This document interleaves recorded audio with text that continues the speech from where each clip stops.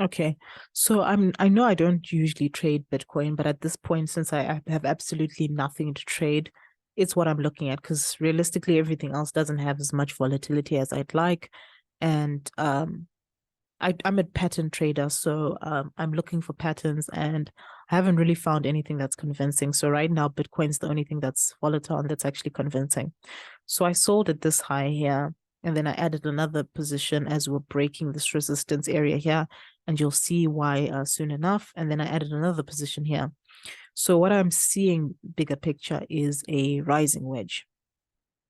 Now, this isn't a clean rising wedge, which is another reason why I'm sort of sticking out of the markets and I'm not really trading as much, is because realistically, I'm not seeing any clean patterns. This is like I'm trying to fit this into a rising wedge.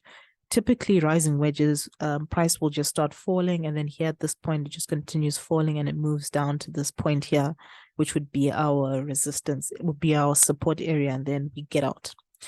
Now, as you can see, because I've been saying like things in the markets are just choppy, right? I've been saying that for a while, but it's true. Look at this. We've been in this range for a really long time.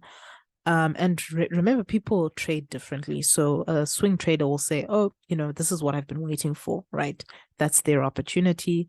A trend trader will say, oh, this is where I traded and I bought at that position. It was a support.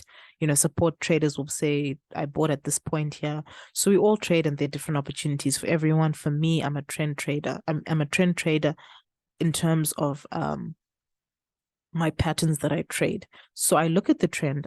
I don't trade the trend, but I look at the trend and then I trade the patterns in the middle of those trends. So the general trend it's basically a downtrend, right? And what a rising wedge is a continuation pattern. So essentially price contracts, it goes back to sort of the previous highs in this case, and then it continues in the direction that it was already going. So this resistance line I've put here is just marking the downtrend that was already there.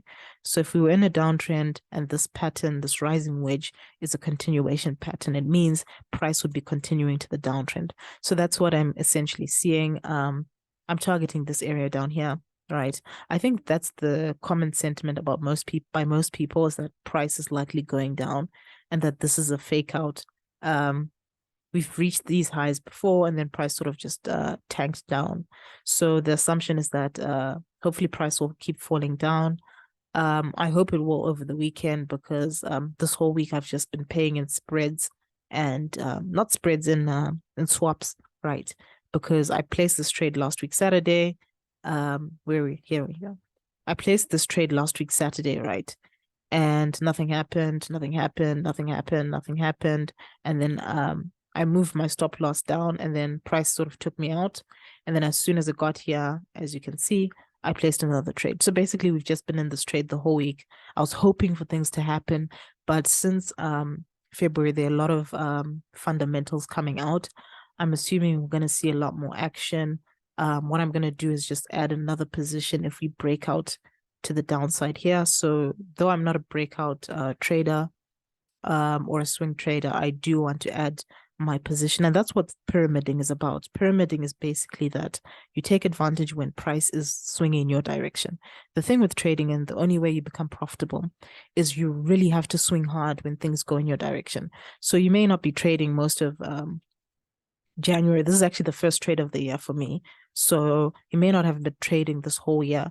And then the one time you trade and it goes in your direction, you want to make sure you really swing for the fences. You really make $1,000 or more on this, and you push your account forward.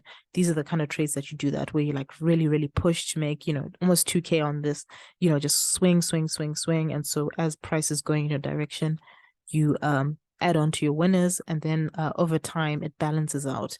If you minimize your losses and you maximize your profits, you're sure to make an aggregate profit.